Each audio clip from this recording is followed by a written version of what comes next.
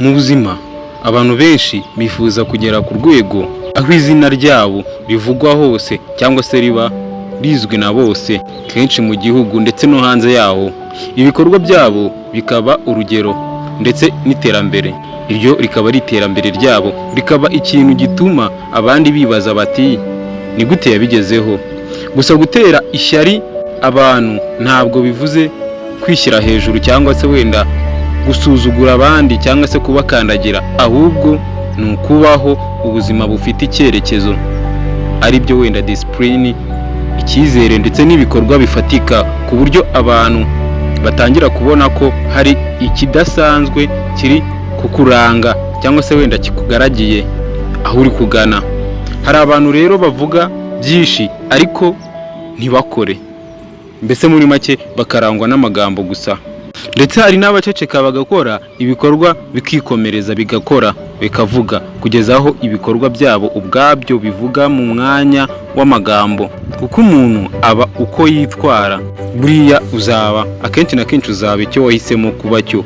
Niwitwara uku uzahinduka ko, niwitwara nabi uzahinduka nabi, kandi ikindi niwitwara neza uzahinduka neza. Uko ukora rero ndetse n'uburyo ugenda wiyubaka imbere no hanze, byose bituma abandi bakureba mu buryo butandukanye. Ntugahangane n'abantu ushaka kubarusha amagambo, ahubwo barushe ibikorwa.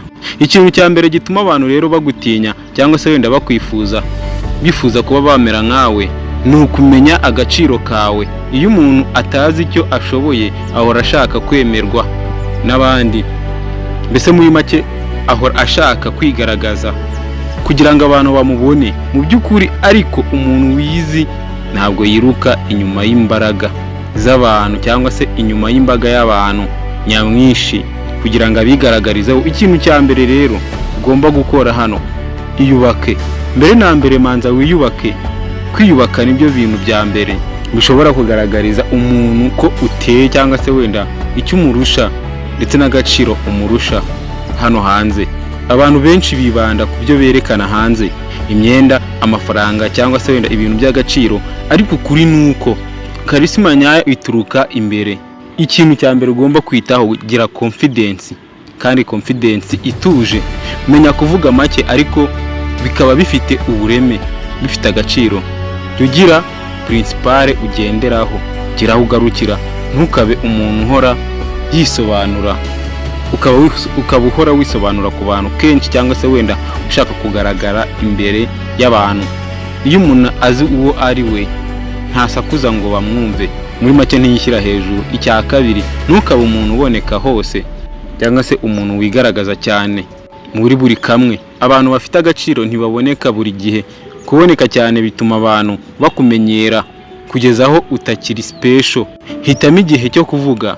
Ikindi, hitamo abantu muganira, urugero mukwiye kuganira. Hari igikundi ushobora kugenderamo mu by'ukuri igihe kikazagera, ariko mu by'ukuri ukabona ko icyo gikundi atari cyiza, bitewe n'igikundi ugenderaho kano kanya wowe ubwawe uriyizi.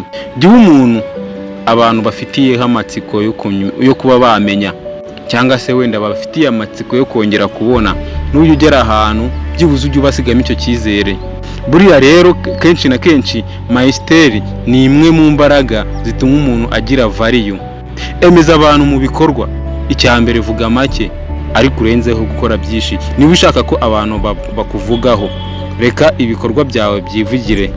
Shyira focus ku ntego zawe, jya urangiza ibyo watangiye, ntukavuge plani zawe zose. Akenshi na kenshi buriya abantu batangira kugutinya cyangwa se kukugirira ishyari ryiza iyo babonye ibintu wagezeho batatekerezaga. Silence and results confuse people. Jya uba umuntu uhora atera imbere. Icyo ni icya kabiri. Nta kintu gitera abantu ishyari buriya nk'umuntu uhora azamuka buri munsi, umunsi ku munsi. Ugasanga buri munsi wiga skills nshya, ejo ukabona akazi keza, nyuma ugatangira business, nyuma yaho bakabona ubuzima bwawe buri guhinduka, bugenda buhinduka. Ibyo rero bituma abantu bavuga bati uriya muntu ntabwo asubira inyuma. Uburyo bw'imyitwarire rero butuma bakuvugaho cyane. Icya mbere, jya uba karume mu bintu byawe cyangwa se wenda aho unyuze hose ndetse n'ibyo uvuga byose. Iyo umuntu atagututse ngo usubize, ibi bigaragaza kuri karume cyane kandi uzi uwo uriwe. Yakubabaza rero ukicecekera, ibi nabyo bigaragaza kuri karume kandi uzi intumbero yawe. Cyangwa se wenda akakugerageza ukamurebera gusa, cyangwa se wenda ukamwereka ko utabyitayeho, bimutera gutekereza cyane. The most dangerous person is the one who stay calm. Iki ngiki cyo ugomba kumenya, gusigara ukizi kandi ukishyize mu mutwe wawe. Icya kabiri, gira discipline. Discipline niyo itandukanya abantu basanzwe ndetse n'abadasanzwe. Kanguka kare, jya ukora siporo, tegura umunsi wawe, ntukarangwe n'ubunebwe. Menya gucunga amafaranga yawe. Iyo abantu babonye ko utabaho, batangira kubona ko uri serious. Discipline is rare. That's why discipline people standard out. Menya kwifata, ntukajye ushyira ibintu byose hanze. Ntukerekana agahinda kawe kose, kuko buriya abantu bose ukereka siko babifata kimwe. Hari n'abaguseka ndetse hariho n'ababa bakunyega. Ntukavutse zawe zose, ntukerekane intege zawe nke buri munsi cyangwa se buri umwe wese ntukazimwereke. Abantu bubaha umuntu uzi kwifata cyangwa se umuntu ukunda kugira ibanga. Uko wakwambara nuko wenda wakwitwara imbere y'abantu. Ikintu cya mbere, isuku ndetse n'isura nziza. Ntibisaba amafaranga menshi kugira ngo umuntu agaragare neza. Isuku ni ingenzi, buriya nicyo kintu cya mbere. Ikindi, impumuro nziza, imyenda iteguye neza, kwitonda ndetse no mu magambo uvuga. Buriya imvugo nayo iri mu bintu bishobora kuba byagira umuntu inyangamugayo cyangwa se wenda umuntu wibazwaho na benshi cyangwa se umuntu utinyitse. Kuko hari igihe umuntu ashobora kukureba akakubaha mu by'ukuri physically ukuntu ugaragara, ariko yakumva imvugo uvuga ibikuvamo agahita agufeka cyangwa se wenda ugahita uta ikuzo. Abantu benshi bavuga umuntu mbere y'uko amenya kuvuga. Niyo mpamvu ugomba kwitwararika. First impressions matters. Kabiri, genda nk'umuntu ufite icyerekezo. Uko ugenda, uko ureba abantu ndetse n'uko uvuga bishobora gutuma abantu bumva confidence yawe. Reba umuntu mu maso, ntukavuge uhuzagurika. Jya uvuga ufite ituze muri wowe. Uko watuma rero bakuvugaho ku mbuga nkoranyambaga, cyane cyane ku bantu baba mu bintu bya social media hano hanze. Ntugashyireho ubuzima bwawe bwose kuri social media. Hano niho tuvuga. Abantu bafite value nyayo ntiberekana byose, hari ibanga bagira. Ubu ukwiye kuba washyiraho gate y'ubuzima bwawe bwa social media ndetse n'uburi background inyuma ya social media cyangwa se inyuma ya kamera. Shyiraho ibintu bifite gahunda. Sangiza abantu progress, si drama. Ntugashyireho ibintu bya drama kenshi. Ntukajye mu mpaka zidafite umumaro. Muri make, gira content ugomba kugenderaho. Ntukajye mu mpaka zidafite umumaro. Move in silence, let success make noise. Ibi ngibi nibyo ugomba kumenya. Icya kabiri, jya usangiza abantu ibintu byubaka. Nk'urugero, wisdom, motivation, business ideas, discipline, lifestyle clean. Ibyo bituma abantu batangira kukubona nk'umuntu uri ku rwego rwo hejuru. Niyo wenda wowe waba utabikurikiza, ariko mu by'ukuri ukabijyamo, ukabyigana, ukabikopiya, ukabirya kopi, ibi ngibi bikugira umuntu uri up.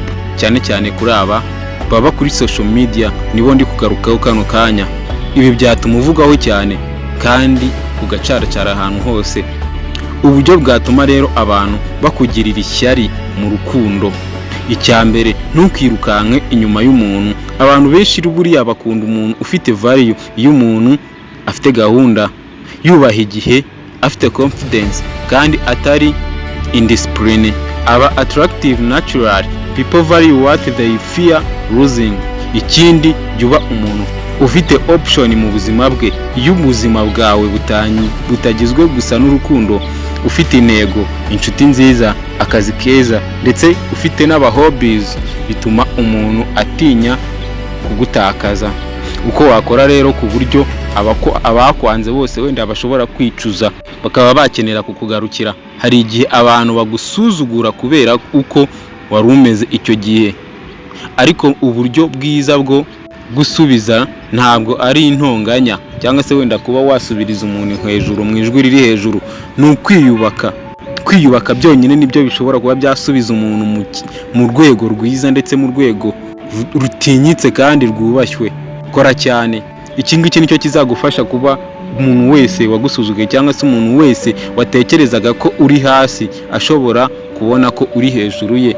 Egera Imana, buriya Imana nicyo kintu cya mbere, cyangwa se Imana niwe muntu wa mbere, nubwo wenda atari ikiremwa nkatwe, ariko Imana niyo Mana ushobora kwiyegereza mu buryo bwose bubaho, mu byo waba ukora byose ugatera imbere, cyangwa se wenda ikaba mu byawe, ibyawe byose bikajya bigenda nk'uko ubishaka igihe cyose ushatse, kubera ko Imana ibirimo. Ikindi, jya wiga cyane kuko kwiga ni ingenzi kandi kwiga birafasha. Ugomba no gutera imbere, kandi nk'uko gutera imbere ugomba kwita kuri ibi bintu bitatu navuze haruguru. Ikindi, gira ubuzima bufite amahoro. Ntukishore mu bintu bituma ubura amahoro mu byo waba ukora byose. Umunsi bazongera kukubona bafite wenda shoke, bakibaza uko wahindutse, bamwe batinyuke no kugusuhuza. The best revenge is massive success. Iki ngiki ugomba kukimenya. Ibintu ugomba kwirinda rero, icya mbere, kwishyira hejuru. Ugomba kwirinda kwishyira hejuru, gutera ishyari mu buryo bwiza umuntu, kuba watera ishyari umuntu wenda wakwiriyeho cyangwa se wenda wagusuzuguye igihe kinini, cyangwa se utarakubonaga ko uri umuntu urenze, uri umuntu ufite icyo yavamo gikomeye. Si ukwishyira hejuru cyangwa kwibona.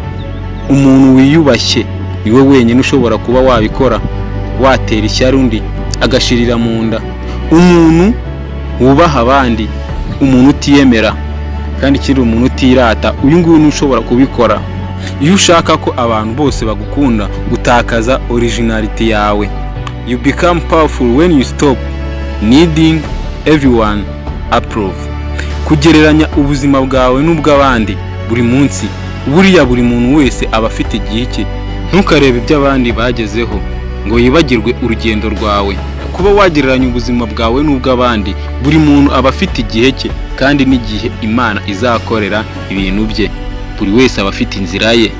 Buri muntu rero aba akwiye kubaho mu buryo bwe yapanze. Ntukarebe ibyo abandi bafite cyangwa se bagezeho ngo wibagirwe urugendo rwawe ufite. Mindset y'umuntu bubaha, ibi ni byo tugiye kureba noneho. Umuntu abantu bubaha cyane abazi icyo ashaka, ntatinya gukora wenyine, ntaterwa ubwoba no gutangira cyangwa se kuba yatangirira hasi, kandi ntiyemera ko ibitekerezo by'abantu byamusenya. Iyo mindset yawe niyo ituma abantu bavuga bati uriya muntu afite something special. Ugomba kubimenya. Umwanzuro dushobora kuba twafatira kino kiganiro ubaneza amatwi kuva ku ntangiriro kugeza ahangaha, gutuma abantu bakuvugaho cyangwa se wenda bakugirira ishyari mu buryo bwiza, ntabwo biva ku kwirata cyangwa se ku kwerekana amafaranga gusa. Biva ku buryo wiyubaka buri munsi. Niyo umuntu afite discipline, azi agaciro ke, yubaha abandi kandi agahora iteka atera imbere, aba umuntu udasanzwe. Niba nawe ushaka ko abantu bagutangarira cyangwa se wenda babona udasanzwe mu buryo bo batari biteze, ceceka cyane, ukore cyane. Ikindi, wiyubahe kandi ntureke ibitekerezo by'abantu ngo bikuyobore. Be so focused on improving yourself that people are forced to notice. Kandi ujye wibuka ko abantu bavuga cyane umuntu ufite ikintu badashaka kugeraho cyangwa se badashoboye kuba bageraho. Wakoze cyane gukurikira kino kiganiro hano ku channel yacu. Jya kugezaga kino kiganiro nitwa Gisa. Wakoze kubana natwe kandi ibiganiro nk'ibi nakagaruka hano. Icyambere ni ukuba warakoze subscribe kugira ngo ikiganiro nk'iki ntikikagucike.